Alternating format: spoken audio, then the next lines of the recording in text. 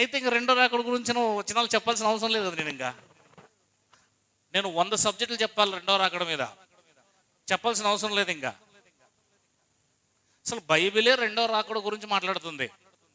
Bible అంతా కూడా రెండో రాకడ గురించే మాట్లాడుతుంది. ఎందుకు అంటే రెండవ రాకడ లేకపోతే పునరుత్థానం లేదు, మరణానికి మరణం లేదు, క్రీస్తు రాజ్యం రాదు. దీనికోసం ఎదురు చూశారు. ఈ ప్రపంచము ఇంకా 1000 కోట్ల సంవత్సరాల తర్వాత కూడా ఉంటుంది. ఇంకా 10,000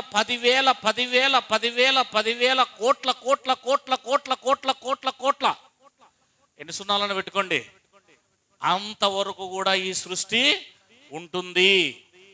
కనుక దేవుడు ఆలస్యం చేయక అదొక 2 ఇదొక 2000 సంవత్సరాల తర్వాత ధర్మశాస్త్రం ఇచ్చాడు.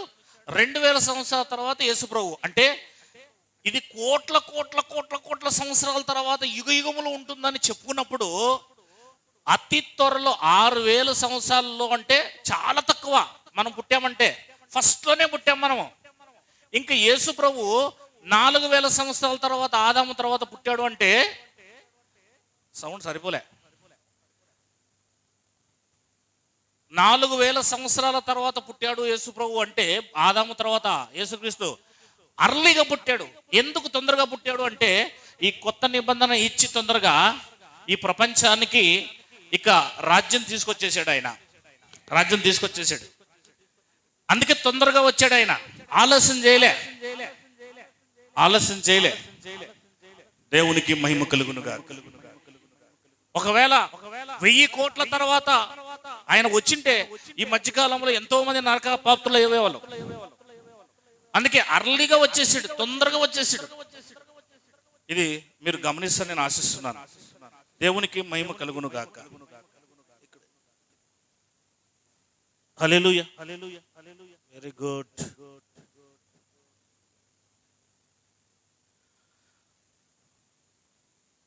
ఆ సౌండ్ సరిపోయింది కదా, ఓకే చాలు. నేను చెప్పింది అర్థమవుతుందా మీకు? తొందరలోనే యేసుప్రభు ఎందుకు వచ్చాడు అంటే ఇది భవిష్యత్తులో చాలా కాలం ఉంటుంది. చాలా కాలం అంటే శాశ్వత కాలం. ఇంకా చెప్పాలంటే నేను 2వ సెషన్లో మీకు దానియేలు గ్రంథం 7వ అధ్యాయం చెప్పబోతున్నా. దానియేలు గ్రంథంలో నేను చెబుతూ స్క్రీన్ మీద ఆ కొమ్ముల్ని, రోమా సామ్రాజ్యపు కొమ్ముల్ని చూపించబోతున్నా. అనేక విషయాలు మీకు చూపించబోతున్నా. కనుక ఫస్ట్ సెషన్లో వాక్యాన్ని జాగ్రత్తగా వినండి. సెకండ్ సెషన్లో మనము ఫస్ట్ సెషన్కి సెకండ్ సెషన్ మధ్యలో కేక్ కటింగ్ ఉంటుంది, బ్రేక్ ఉంటుంది, పాటలు పాడుతూ ఉంటాం, ఆరాధన చేస్తూ ఉంటాం. సెకండ్ సెషన్లోకి వెళ్ళేటప్పటికీ మనము 7వ అధ్యాయం నేను పూర్తిగా 7వ అధ్యాయం 28 వచనాలు ఉంటాయి, పూర్తిగా మీకు ఇచ్చేస్తాను. అందులో కూడా AD 70 గురించి చూపిస్తాను. AD 70 గురించి మీకు చూపిస్తాను. ఆసక్తి కలిగి ఉన్నారా? ఆనందంగా ఉన్నారా? హల్లెలూయా. ఇబ్బందిగా ఏం రాలేదు కదా, ఎవరు సంతోషంగానే వచ్చారు కదా. దేవునికి మహిమ కలుగును గాక. కనుక ఇలాంటి రాత్రులు మరెన్నో మనము భవిష్యత్తులో గడుపుకోబోతున్నాం. అవునా? ప్రతి 2వ శనివారం రాత్రి ఆన్లైన్ ప్రేయర్ ఉంటుంది. ప్రతి 4వ శనివారం రాత్రి ఆన్లైన్ ప్రేయర్ ఉంటుంది. ఈసారి 3వ శనివారం పెట్టడానికి కారణం ఏంటంటే జైశాలి బర్త్డే ఉంది కనుక అందరికీ ప్రేమ ముందు పెట్టాలన్న ఆలోచనతో పెట్టడం జరిగింది. కానీ నెక్స్ట్ నుంచి ప్రతి 2వ శనివారం రాత్రి, ప్రతి 4వ శనివారం రాత్రి మనకు ఆన్లైన్ ప్రేయర్ ఉంటుంది. మీరందరూ కూడా హాజరైతే అనేక బైబిల్ విషయాలను మనము తర్కించి ఆలోచించి ఆత్మ సంబంధమైన ఆహారాన్ని భుజిద్దాం. దేవునికి మహిమ కలుగును గాక. హల్లెలూయా. ప్రకటన గ్రంథము 21వ అధ్యాయము మనము చదువుతూ ముందుకెళ్దాం. ఇది ఆన్లో ఉంది కదండి. ప్రకటన గ్రంథం 21వ అధ్యాయం మొదటి వచనం నుంచి జాగ్రత్తగా వాక్యాన్ని మనం చదవడానికి ప్రయత్నం చేద్దాం. ఇక మిగిలిన వాళ్ళంతా సర్దుబాటు చేసుకుని వచ్చి కూర్చోండి, జాగ్రత్తగా వాక్యం వినండి. ఎవరు పడుకోకూడదు. ఓకే. అంతట నేను క్రొత్త ఆకాశమును క్రొత్త భూమిని చూచితిని. మొదటి ఆకాశమును మొదటి భూమియు గతించిపోయెను. ఫిజికల్ భౌతిక సంబంధమైన సృష్టి గురించి ఇక్కడ దేవుడు మాట్లాడడం లేదు, దేవదూత చూపించడము లేదు, యోహాను గారు రాయడము లేదు. యోహాను గారు కాన్సెప్ట్ అంతా కూడా, లేదా దేవుని యొక్క కాన్సెప్ట్ అంతా కూడా prophetical language. This is the prophetical language. ప్రవచన నెరవేర్పు, ప్రవక్తల యొక్క ప్రవచనాల యొక్క ఆధారముతో రాయబడిన విషయాలు. క్రొత్త భూమి క్రొత్త ఆకాశము అనే మాట అక్కడ రాస్తున్నాడు అంటే ఆల్రెడీ ప్రవచించబడి ఉండాలి. దట్ ఈస్ ద ప్రాఫెసీ అంటారు, దాని ప్రాఫెసీ అంటారు. ఆల్రెడీ ప్రవచించిన ఆ ప్రవక్తల యొక్క స్పిరిచువల్నెస్, ఐ మీన్ లాంగ్వేజ్, భాష, శైలి నీకు అర్థం కావాలి. బైబిల్ చదివేటప్పుడు what is the spiritual things, prophetical language. ఇంతకు ముందు పురాతన కాలంలో ప్రవక్తలు ఎలా భాషా శైలిని మాట్లాడారో అదే భాషా శైలిని న్యూ టెస్టిమెంట్ లో కూడా వాడారు. ఎందుకు అంటే అక్కడ యూదులే, ఇక్కడ యూదులే, అక్కడ ఇశ్రాయేలీలే, ఇక్కడ ఇశ్రాయేలీలే. అక్కడ వాగ్దానం చేసింది యేసుక్రీస్తు గురించి ప్రవక్తల ద్వారా. క్రొత్త నిబంధనలో కూడా యేసుక్రీస్తు వచ్చాడు కనుక అక్కడ మాట్లాడిన ఓల్డ్ టెస్టిమెంట్ 39 బుక్స్ లో, ఇటు మాట్లాడిన 27 బుక్స్ లో అది కేవలం పరిశుద్ధాత్మ ప్రేరేపణ వలన రాయబడిన బైబిల్ గనుక we are not go outside the things. మనం బయటికి వెళ్ళి బయట ఉన్న ఆలోచనలు మనం కలపరాదు బైబిల్లో. ఓకే, నేను కొన్ని ఎగ్జాంపుల్స్ మీకు తీసుకెళ్తాను. మత్తయి సువార్త 5వ అధ్యాయం. ఎవరిని బేస్ చేసి మాట్లాడుతున్నారు అన్న విషయము మనకు ఖచ్చితంగా అర్థం కావాలి. మత్తయి సువార్త 5వ అధ్యాయం 17th వర్స్, 17వ వచనం. Please read. ఎవరైనా ధర్మశాస్త్రమునైనను చూడండి, యేసుక్రీస్తు వారు మాట్లాడుతుంది ఎవరితో, ఏ జనాభాతో? ఇజ్రాయేలీలతో. అది లా అంటారు దాన్ని, అలా పట్టుకోవాలి. ఎవరితో మాట్లాడుతున్నారు, ఎవరు మాట్లాడుతున్నారు, దేని గురించి మాట్లాడుతున్నారు, ఏమని మాట్లాడుతున్నారు అనే సందర్భము ఒక వచనం చదివేటప్పుడు మనం ఖచ్చితంగా సందర్భాన్ని చదివేటప్పుడు మన మైండ్ లో ఇలాంటి జనరలిజం ఉండాలా, జర్నలిస్ట్ టైప్ లో మనం ఆలోచించాలా. ధర్మశాస్త్రమునైనను ప్రవక్తల వచనములైనను, ఐ మీన్ ప్రవక్తల వచనములు అంటే ప్రవక్తల వచనాలు ఏమి? Old testament. ప్రవక్తల వచనాలంటే పాత నిబంధన విషయాలే కదా. ధర్మశాస్త్రమునైనను ప్రవక్తల వచనములైనను అంటే ధర్మశాస్త్రములో ఉన్న విషయాలు మోసే చెప్పినవి గాని, ప్రవక్తలు మలాకి గ్రంథం వరకు చెప్పిన విషయాలు గాని కొట్టివేయవచ్చితనని ఆలోచించొద్దు అన్నాడు. చూడండి, కొట్టివేయవచ్చితనంటే అర్థం ఏంటి? వాటిని దేవుడు చెప్పాడు, ప్రవక్తల ద్వారా చెప్పాడు. ఏమని చెప్పాడు? రెండవ రాకడ యేసుక్రీస్తు వస్తాడని ప్రవక్తలు చెప్పారు. నంబర్ 1 ప్రవచనం. యేసుక్రీస్తు ద్వారా రక్షణ వస్తుందని చెప్పారు వాళ్ళు.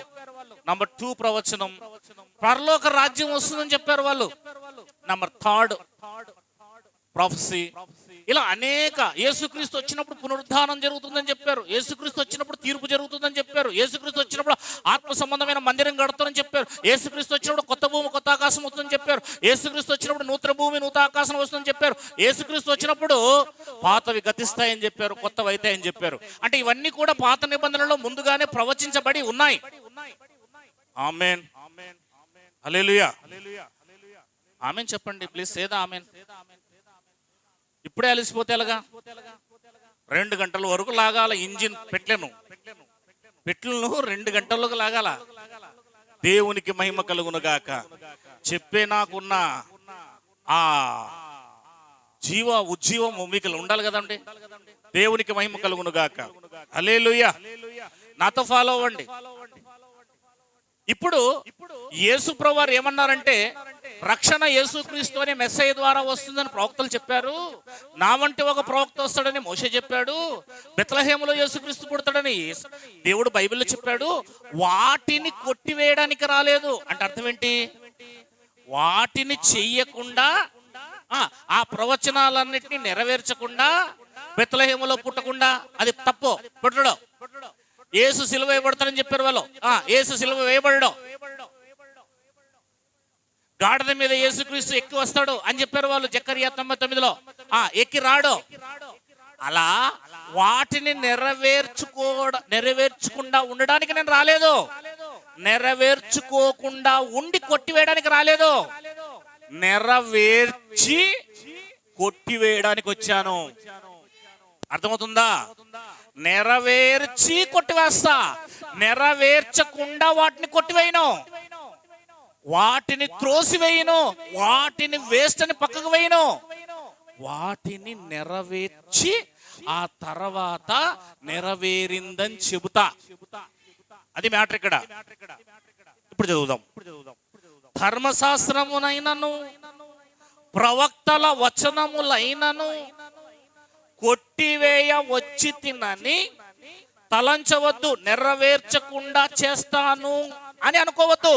నెరవేర్చుటకే గాని కొట్టివేయుటకు నేను రాలేదు అంటే అర్థం ఏంటి? నెరవేర్చి కొట్టివేస్తా, కొట్టివేసి నెరవేర్చకుండా ఉండను. ఇది రివర్స్ లో మాట్లాడుతున్నా మీతో నేను. హల్లెలూయా అంటూ 18వ వచనం వెరీ వెరీ వెరీ ఇంపార్టెంట్. ఆకాశం భూమియు, ఆకాశమును భూమియు గతించిపోయిననే గాని ధర్మశాస్త్రం అంతయు నెరవేరు వరకు దాని నుండి ఒక పొల్లైనను ఒక సున్నైనను తప్పిపోదని నిశ్చయముగా మీతో చెబుతున్నాను. 18వ వచనములో మొదటి మాట మీరు చదవండి అందరూ కలిసి. ఆకాశము భూమి గతించిపోయిననే అంటున్నాడు చూడండి అక్కడ. ఆకాశము భూమి అంటే ఏంటది? అర్థం ఏంటి?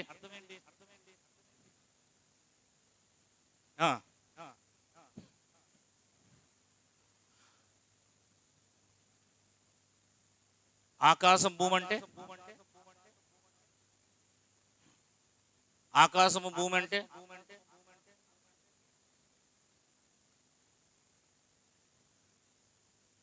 రైట్.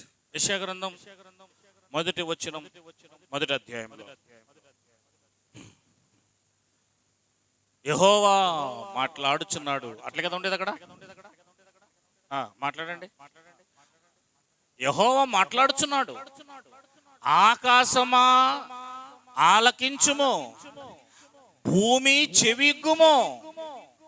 నేను పిల్లల్ని పెంచి గొప్పవారినిగా చేసి తిని. ఇప్పుడు చెప్పండి, అక్కడ ఎవరితో మాట్లాడుతున్నాడు? ఆయన 1వ వచనంలో ఎవరితో మాట్లాడుతున్నాడు? నాయన 1వ వచనం చదవండి. మీరు మాకు నాయనలో 1వ వచనం చదవండి.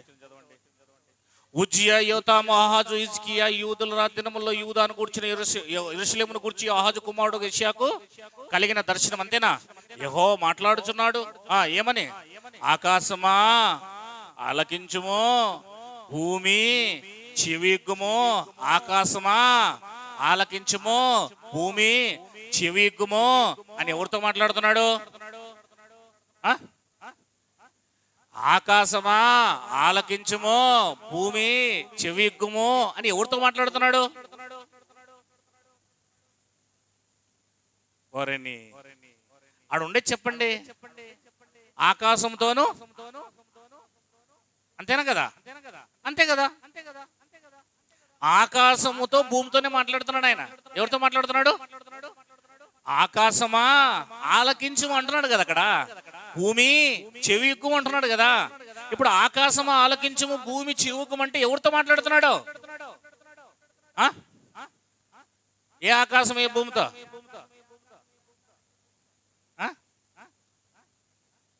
చూసారా? ఇప్పుడు ఇట్లా అనేపాటికే కొంచెం ఏదో అర్థమైంది మీకు. అంటే ఏ ఆకాశం ఏ భూమితో అనేపాటికే మీకు కొంచెం ఏమనిపిస్తుందంటే ఇదేదో ఇట్లుంటే ఏదో లిటికేషన్. ఈ ఆకాశం ఈ భూమితో అయితే అడగడు కదా. ఈ పైన ఆకాశము కింద మనం ఉన్న భూమితో అయితే ఇలా అడగడు కదా. అడుగుతున్నాడంటే కొంచెం సప్పబడిపోయారు వెంటనే. ఆకాశమా ఆలకించము, భూమి చెవిగుమని ఈ ప్రపంచంలో అంటున్న బోధకుల టైప్ లో ఈ ఆకాశంతో ఈ భూమితో కాదని మాట్లాడుతుంది. 31వ అధ్యాయం ద్వితీయోపదేశకాండం 31వ అధ్యాయం ద్వితీయోపదేశకాండం 24వ వచనం. ఈ ధర్మశాస్త్ర వాక్యములు మోషే గ్రంథమందు శాంతముగా వ్రాయట ముగించిన తర్వాత మోషే యెహోవా నిబంధన మందసమును మోయు లేవీయులను చూచి ఆజ్ఞాపించినదేమనగా, మీరు ఈ ధర్మశాస్త్ర గ్రంథమును తీసుకుని మీ దేవుడైన యెహోవా నిబంధన మందస ప్రక్కన ఉంచుడి. అది అక్కడ నీ మీద సాక్షార్థముగా ఉండును. అది అక్కడ నీ మీద సాక్షార్థముగా ఉండును. ధర్మశాస్త్రము నీ మీద సాక్షార్థముగా ఉండును. I mean correct. Okay, right. 27. నీ తిరుగుబాటును నీ మూర్ఖత్వమును నేనెరుగుదును. నేడు నేను ఇంకా సజీవుడనై మీతో ఉండగానే ఇదిగో మీరు యెహోవా మీద తిరుగుబాటు చేసి తిరిగి నేను చనిపోయిన తర్వాత మరి నిశ్చయముగా తిరుగుబాటు చేయుదురు కదా. మీ గోత్రముల పెద్దలందరినీ మీ నాయకులను నా యొద్దకు పోగు చేయుడి. ఆకాశమును భూమిని వారి మీద సాక్షులుగా పెట్టి నేను ఈ మాటలను వారి వినికిడిలో చెప్పుదును. ఆకాశమును భూమిని వారి మీద సాక్షులుగా వారితో ఈ మాటలు నేను వారి వినికిడిలో నేను చెబుతాను. ఏమన్నాడు ఇక్కడ? ఆకాశమును భూమిని వారి మీద సాక్ష్యముగా పెట్టి నేను వారితో ఈ మాటలు చెబుతాను అన్నాడా లేదా? ఆకాశము భూమి ఎవరికి సాక్ష్యము? ఇశ్రాయేలీయులకు సాక్ష్యం. వింటున్నారా? పిల్లల్ని జాగ్రత్త పట్టుకోండి. వింటున్నారు కదా? ఇప్పుడు యెషయా గ్రంథంలో ఏమన్నాడు? 2వ వచనంలో యెహోవా మాట్లాడుచున్నాడు అంటూ, ఆకాశమా ఆలకించుము, భూమి చెవియొగ్గుము, నేను పిల్లలను పెంచి గొప్పవారిని చేసి తిని వారు నా మీద తిరగబడి ఉన్నారు అంటూ సేమ్ ఇక్కడున్న భూమి ఆకాశాల్ని సాక్ష్యాలుగా పెట్టాడు గనక అక్కడ మాట్లాడుతున్నట్టుగా లేదు. మీకు తెలుసు కదా, భూమి ఆకాశములారా చెవి ఇవ్వండి, ఒకసారి నా మాట వినండి. నేను ఆ రోజు ద్వితీయోపదేశకాండం 31వ అధ్యాయంలో 28వ వచనంలో భూమి ఆకాశములైన మిమ్మల్ని సాక్ష్యంగా పెట్టాను కదా అన్నట్టుగా లేదా? యెషయా గ్రంథం 2 ఉందా లేదా? ఇప్పుడు చెప్పండి, భూమి ఆకాశములు సాక్ష్యంగా పెట్టడం అంటే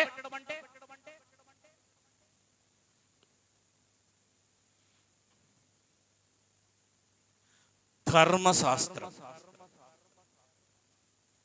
ఎప్పుడిది? ధర్మశాస్త్రం, దేవాలయం.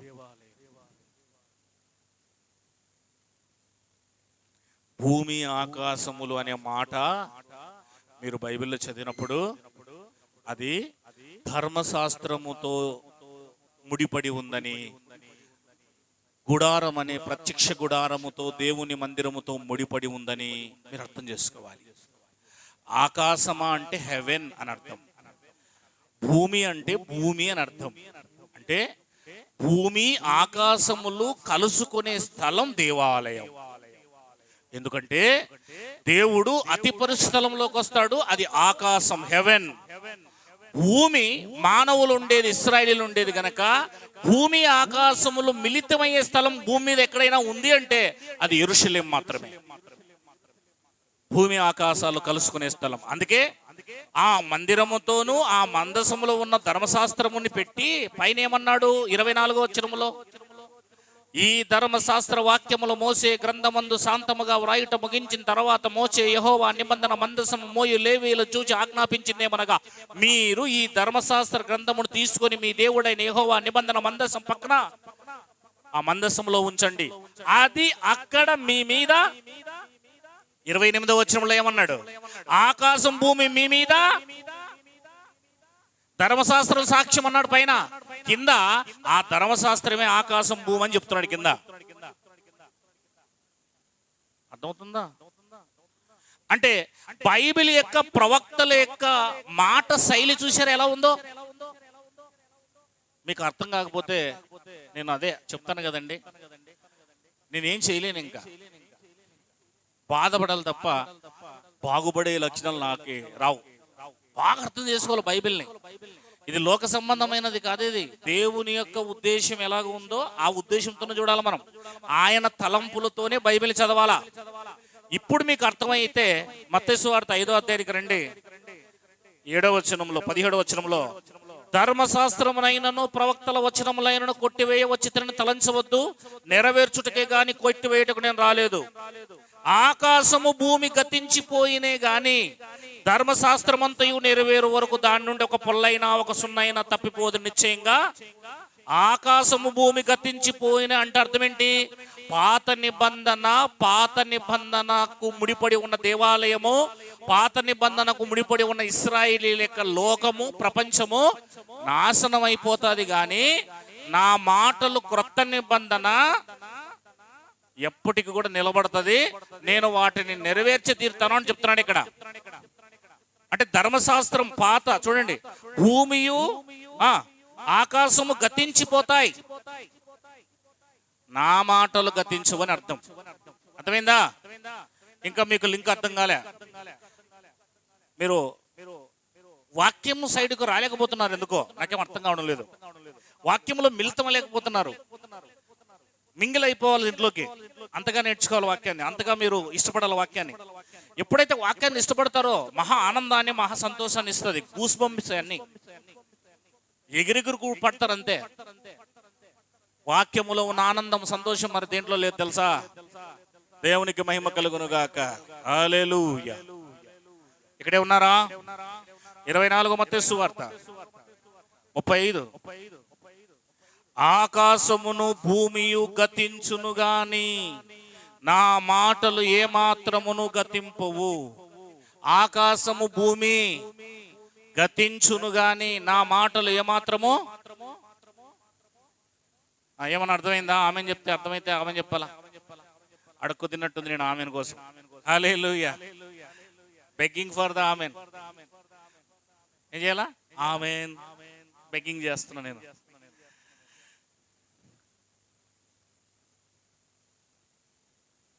దేవునికి మహిమ కలుగునుగా. మా అర్థమవుతుందా? అర్థమైతే ఏం చెప్పాలా? గ్రహించిన ఎడల ఆమెను చెప్పను బైబిల్లో రాయబడింది. నేను కొత్తగా ఏం చెప్పడం లేదు కదా. ఆమెను చెప్పినప్పుడు మింగుడు పడుతుంది, ఆమెను చెప్పకపోతే నిద్ర వస్తుంది. ఏమైనా అర్థమవుతుందా బైబిల్లో ఉన్న విషయాలు? 35 వచ్చిన చదవండి మీరే. ఆకాశము భూమి గతించును గాని, ఆకాశము భూమి ఏమవుతాయి? ఇప్పుడు 29 వచ్చిన చదవండి. 29 వచ్చిన చదవండి. ఆ దినములు శ్రమ ముగిసిన వెంటనే చీకటి సూర్యుని కమ్మును, చంద్రుడు కాంతినివ్వడు, ఆకాశము నుండి నక్షత్రము రాలును, ఆకాశమందుల శక్తులు. ఆ దినముల శ్రమ ముగిసిన వెంటనే చీకటి సూర్యుని కమ్ముతుందట. చీకటి వచ్చి ఏం చేస్తుంది? సూర్యుని కమ్మేస్తుంది. చంద్రుడు కాంతి ఇవ్వడం మానేస్తాడు. ఆకాశం నుండి నక్షత్రాలు రాలుతాయి. ఆకాశమందుల శక్తులు కదిలించబడతాయి. ఏం చెప్తున్నాడు అక్కడ? 29వ వచనంలో ఏం చెప్తున్నాడు?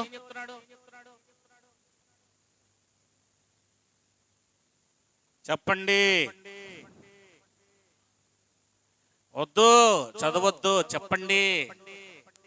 నేను చదవమని చెప్పలేదు, అక్కడ ఉన్నదాన్ని చెప్పంటున్నా. ఏం జరుగుతుంది? సూర్యుడు, చంద్రుడు, నక్షత్రాలు కనబడుతున్నాయిలే నాకు కూడా అక్కడ.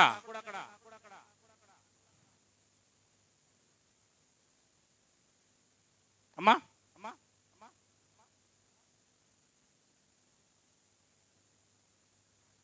అది ధర్మశాస్త్ర సంబంధమైన విషయం చెప్తున్నాడు అక్కడ. ఏం చెప్తున్నాడు? ధర్మశాస్త్రం గురించి మాట్లాడుతున్నాడు, రూపకలంకారంగా మాట్లాడుతున్నాడు. అది ప్రవక్తల లాంగ్వేజ్ అట్లే ఉంటది. ఎందుకు అలా రాయించామని అడిగితే మనం అడగకూడదు. ఆయన ప్రవక్తల లాంగ్వేజ్ అది. ఆ 29వ వచనములో చీకటి సూర్యుని కమ్మును, చంద్రుడు కాంతినివుడు, ఆకాశ నక్షత్రములు రాలును, ఆకాశమందుల శక్తులు కదిలింపబడును అనే మాట కంటిన్యూ అవుతూ 35వ వచనానికి వచ్చేపాటికే ఆకాశం భూమి గతించును అన్నాడు. అది అంటే 29లో ఉండేదే 35లో చెప్పాడు. ఆకాశము అంటే ఆకాశం కాదు, నక్షత్రాలు అంటే నక్షత్ర కాదు, సూర్యుడు అంటే సూర్యుడు కాదు, చంద్రుడు అంటే చంద్రుడు కాదు. అర్థమైందా? ఏమిటిది? ధర్మశాస్త్రం కింద ఇశ్రాయేలు ధర్మశాస్త్ర సంబంధమైన చట్టం అంతా, ఆ చట్టం దాని కింద ఉన్న వాళ్ళంతా మొత్తం ఏమైపోతుంది? తీసివేయబడుతుంది అని అర్థం చేసుకోవాలా. ఆ దినముల శ్రమ ముగిసిన వెంటనే అంటే ఎవరికి శ్రమలు? మరి అది మీరు 16వ వచనం నుంచి మీకు మైండ్ ఉండాలండి, వాక్యం బాగా చదివితే. ఇక్కడ 29వ వచనం చదువుతున్నాం అంటే పైనుంచి ఎవరి గురించి మాట్లాడుకొచ్చాడు? దానియేలు గ్రంథము చదివినప్పుడు గ్రహించాలి అన్నాడు అక్కడ. అంటూ గర్భిణీ స్త్రీల విషయం మాట్లాడాడు, విశ్రాంతి దినం గురించి మాట్లాడాడు, చలికాలం గురించి మాట్లాడాడు, మీ గర్భిణీ స్త్రీలకు శ్రమాను మాట్లాడాడు. అయ్యో ఏర్పరచబడిన వారి నిమిత్తమై దినములు కొద్దిగా చేయబడతాయని చెప్పేసి అన్నాడు అక్కడ. ఉన్నాయా లేదండి? పైనుంచి 16వ వచనం నుంచి ఉన్నాయా లేదా? అది కేవలం యూదుల గురించి, ఇశ్రాయేల్ గురించి, యెరూషలేం గురించి, విశ్రాంతి దినం గురించి మాట్లాడుతుందా లేదా? అప్పుడు ఆ శ్రమలు ముగిసినప్పుడు అంటే యూదులకు, ఇశ్రాయేలీలకు, యెరూషలేముల శ్రమలు ముగిసినప్పుడు ఆకాశము, సూర్యుడు, చంద్రుడు అని మాట్లాడుతున్నాడు. అంటే వాళ్ళ చట్టం, వాళ్ళ దేశం, వాళ్ళకి సంబంధించినవన్నీ తీసివేయబడతాయనే కదా అర్థము. అర్థం చేసుకోలేరా? దేవునికి మహిమ కలుగునుగా. అర్థం చేసుకోలేరా? దాని తర్వాతే కదా మాట్లాడుతున్నాడు అవి. మీరే అర్థం చేసుకోకపోతే ఇంకెవరు అర్థం చేసుకుంటారు? అవునా లేదా? సామాన్యులకు అర్థమయ్యే విషయాలు ఇవి కావు.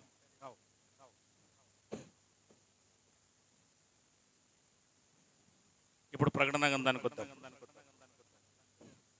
ప్రకటన గ్రంథం అక్కడ ఇక్కడ ఎవరైనా ఉంటే రమ్మని చెప్పండి. నిద్రపోయే వాళ్ళు ఎవరైనా ఉంటే ఇంటికి వెళ్ళమని చెప్పండి. నిద్రపోవడానికి రావద్దండి, ఇంటికి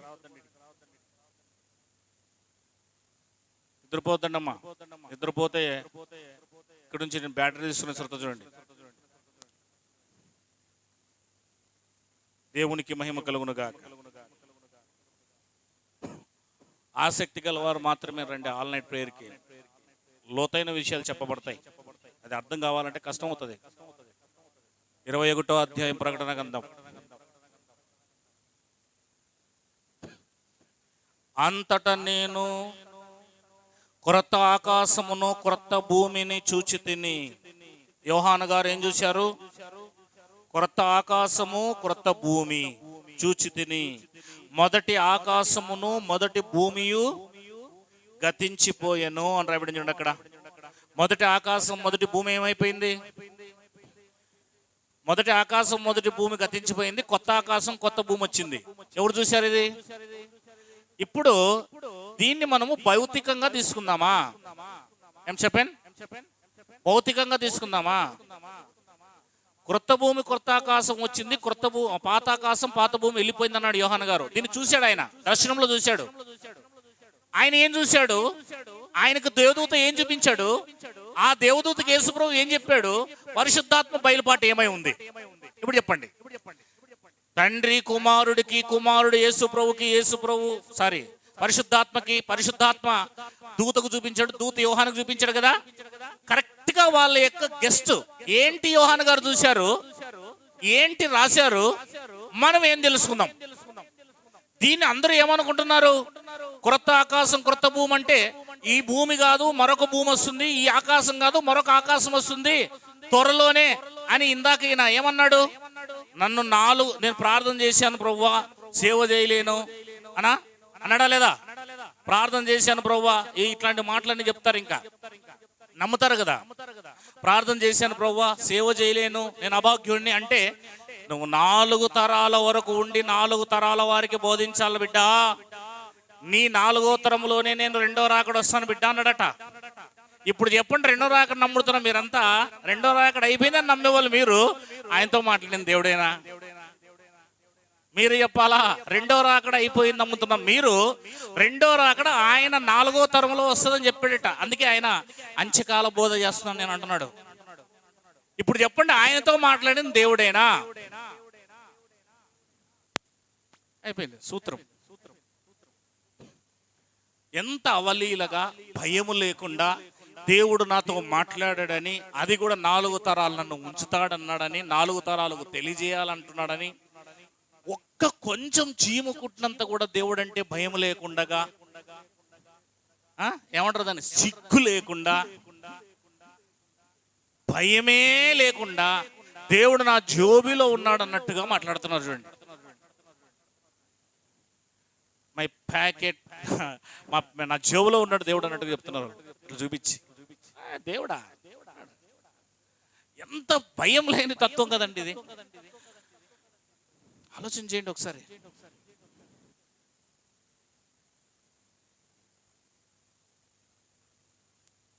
మీరు ధన్యులు, మనం ధన్యులు. దేవునికి మహిమ కలుగునుగా.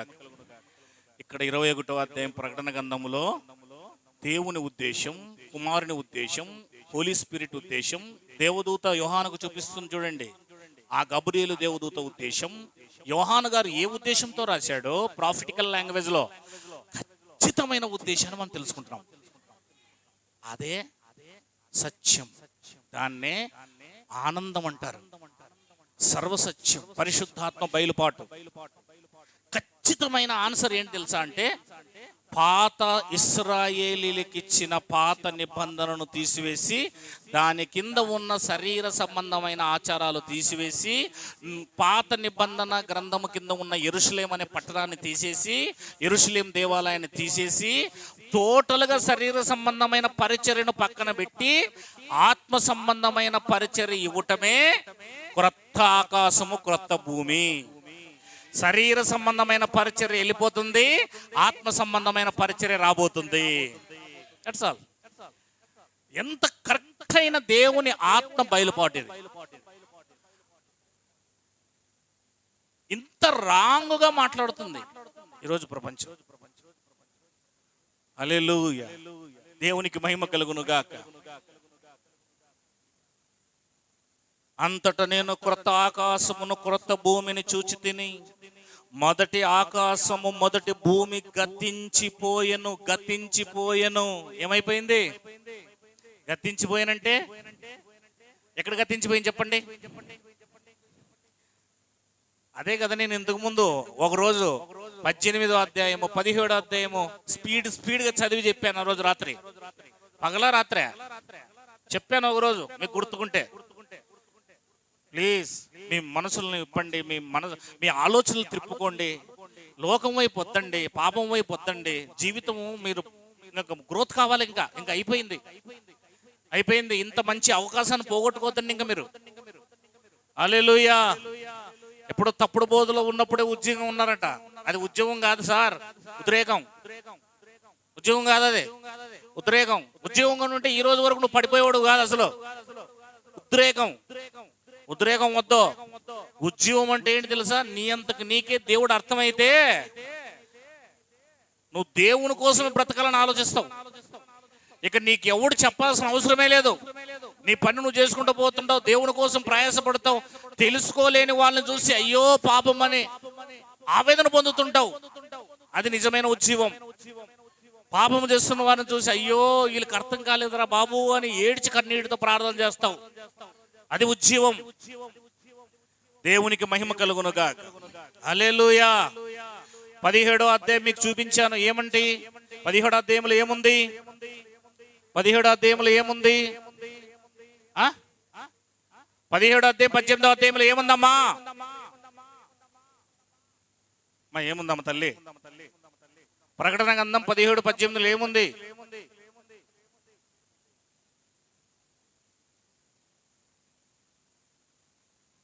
17:18 అధ్యాయం ప్రకటన గ్రంథంలో ఏముంది? ఏం కనిపిస్తుంది? ఒక మహావేశ్య కనబడుతుంది. నేను మహావేశ్య అనే అంశం చెప్పినప్పుడు మీరు విందురు భవిష్యత్తులో. జస్ట్ ఊరికి ఇప్పుడు మామూలుగా తీసుకెళ్తాను. 17:18 మహావేశ్య ఉందా? ఆ మహావేశ్య ఎవరు? ఇశ్రాయేలీలు. అవునా? ఆ మహావేశ్య 18వ అధ్యాయంలో ఏమైంది? 18వ అధ్యాయంలో ఏమైంది? 4వ వచనం చదవండి. 18:4. మరియు ఇంకొక స్వరము పరలోకము నుండి ఇలాగు చెప్పగా వింటిని, నా ప్రజలారా, మీరు దాని పాపములో పాలి భాగస్సులు కాకుండుడి, దాన్ని విడిచి బయటికి రండి అని చెప్తుంది కదా అక్కడ మాట. ఈ మాట మనకు బాగా పరిచయం. 10వ అధ్యాయం 7వ వచనం కానీ, మలాకి 4:5 కానీ, ఇవన్నీ మనకు బాగా పరిచయం మాటలే. అవునా లేదా సోదరా? ఎబెనేజర్ 18:4 పరిచయమా లేదా? దాని తెగుల్లో నుండి ఏది మీకు ప్రాప్తికుండా బయటికి రమ్మండి అని చెప్తున్నాడు కదా. ఈ మాట మీకు పరిచయమా లేదా? ఎలా పరిచయం? ఎలా పరిచయం?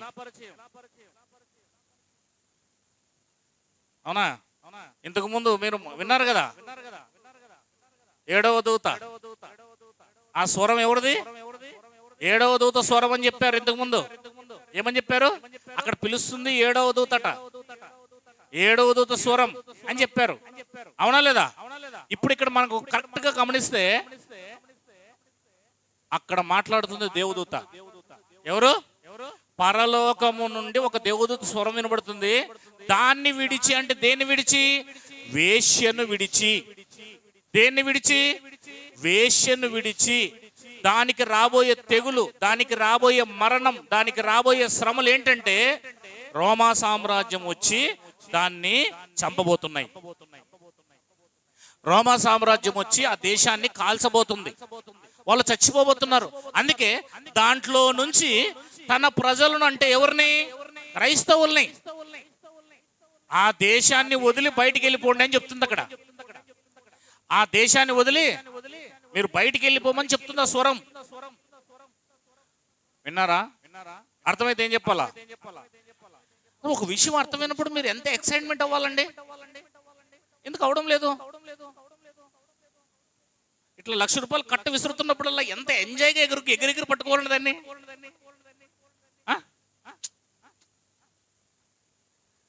ఎలాంటి ఉల్లాసంతో ఉండాలా? మిమ్మల్ని ఎవరో తోసుకొని వచ్చారండి ఇక్కడికి. మీ అంతకు మీరు రాలేదు.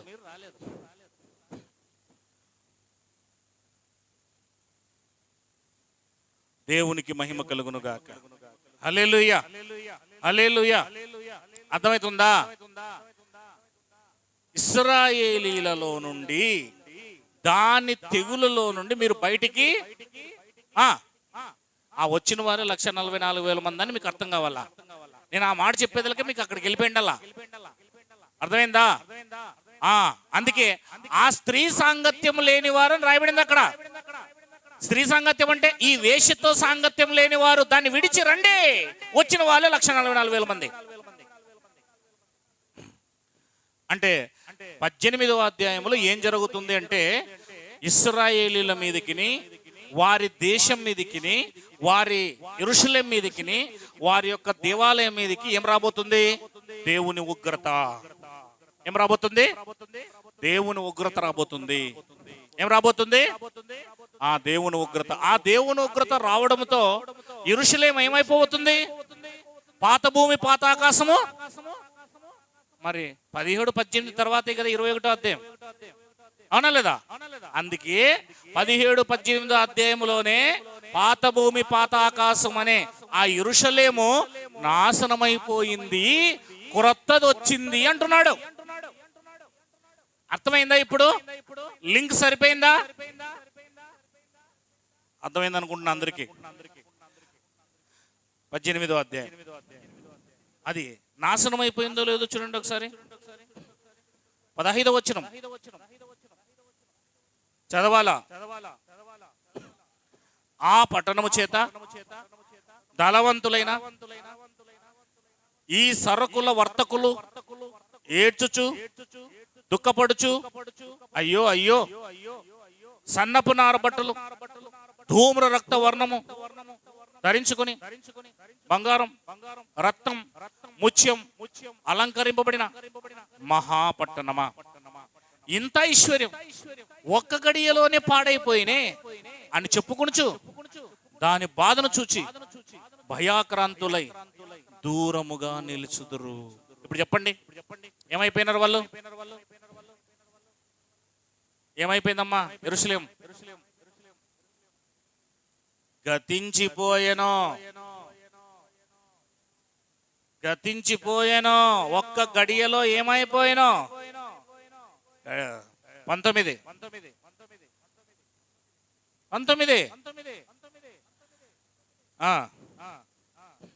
తలల మీద దుమ్ము పోసుకొని ఏడ్చుచు దుఃఖించుచు, అయ్యో అయ్యో, ఆ మహాపట్టణము, అందులో సముద్రముల మీద ఓడలు గల వారందరూ దాని యందలి అధిక వ్యయము చేత ధనవంతులేరు, అది ఒక్క గడియలో పాడైపోయినే అని చెప్పుకొనుచు, ఒక్క గడియలో పాడైపోయినే అని చెప్పుకొనుచు కేకలు వేయుచుండిరి.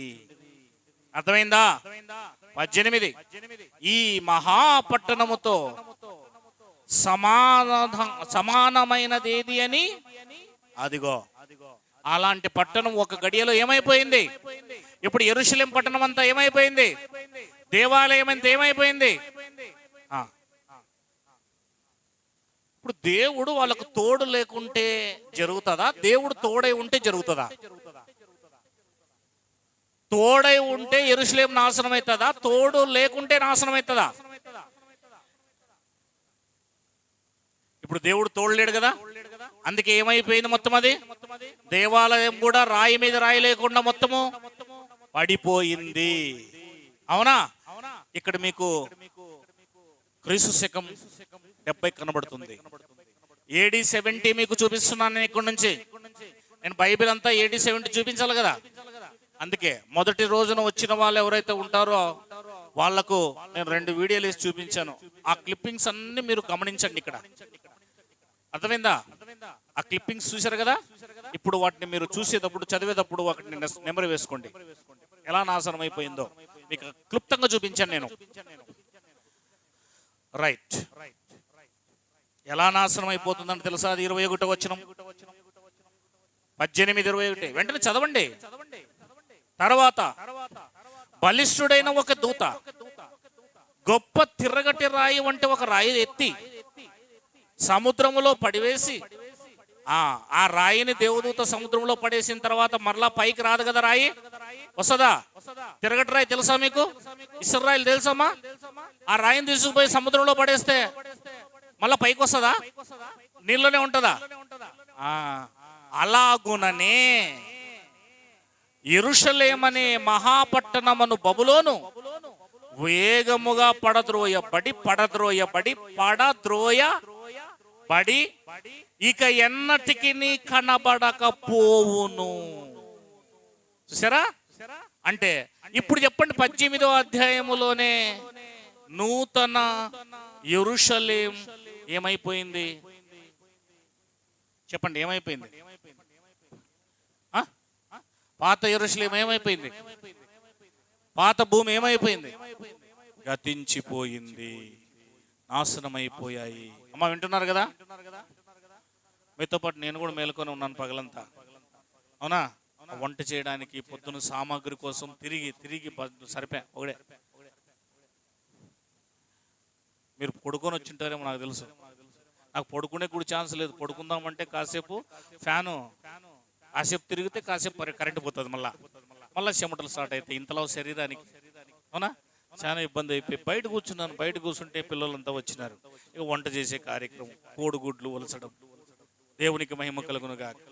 మరి ఎంతగానో లక్ష్మీ సిస్టర్ ఉండి పొద్దున్న నుంచి భయం సహాయం చేసింది. తర్వాత కొందరు వచ్చారు, ఆ తర్వాత కొందరు వచ్చారు. లేకపోతే చాలా కష్టమై ఉండేది ఇంత కార్యక్రమం చేయాలంటే. దేవునికి మహిమ కలుగునుగాక. సరే, ఏదేమైనా కూడా నేను మీతో పాటు మేలుకోలేను ఉన్నాను. నిన్న రాత్రి ఎప్పుడు పడుకున్నానో నేను పడుకోలేదండి. లేదండి పడుకుందామంటే బైబిల్ మూసేస్తాను, అంతే, వేరేం లేదు. అంతే కదా, అంతే కదండి. నేను చెప్పాల్సినవి చాలా ఉన్నాయి, చాలా ఉన్నాయి. దయచేసి ప్లీజ్ నన్ను ఇబ్బంది పెట్టకండి. మీరు వినాల్సినవి ఎన్నో ఉన్నాయి. మీరు వినకపోయినా భవిష్యత్తులో ఎవరో ఒకరు ఆశికలు ఉన్నారు, వింటారు. నేను చచ్చిపోయినా సరే. దేవునికి మహిమ కలుగునుగాక. హల్లెలూయా. మీకోసం చెబుతున్నా. ఇందులో ఉన్న వాళ్ళు పట్టుకోండి, లేకపోతే భవిష్యత్తులో ఉన్న వారి కోసం. అంతకన్నా నేనేం చేయలేను. ఇప్పుడు చెప్పండి, 18 అధ్యాయములో పాత యెరూషలేం దేవాలయం, పాత యెరూషలేంలో నివసించే వాగ్దాన దేశమై ఉన్న అబ్రహాముకు వాగ్దానం చేసి యెహోషువ ద్వారా, మోషే ద్వారా ఇచ్చిన దేశంలో నివసించిన ప్రజలు, కనానీ దేశంలో నివసించిన ఇశ్రాయేలు ప్రజలు, 12 గోత్రాల వారు ఏమైరి? గతించిపోయింది. అయిపోయిందా ఇప్పుడు యెరూషలేం మొత్తం? పడిపోయిందా మొత్తం దేవాలయం?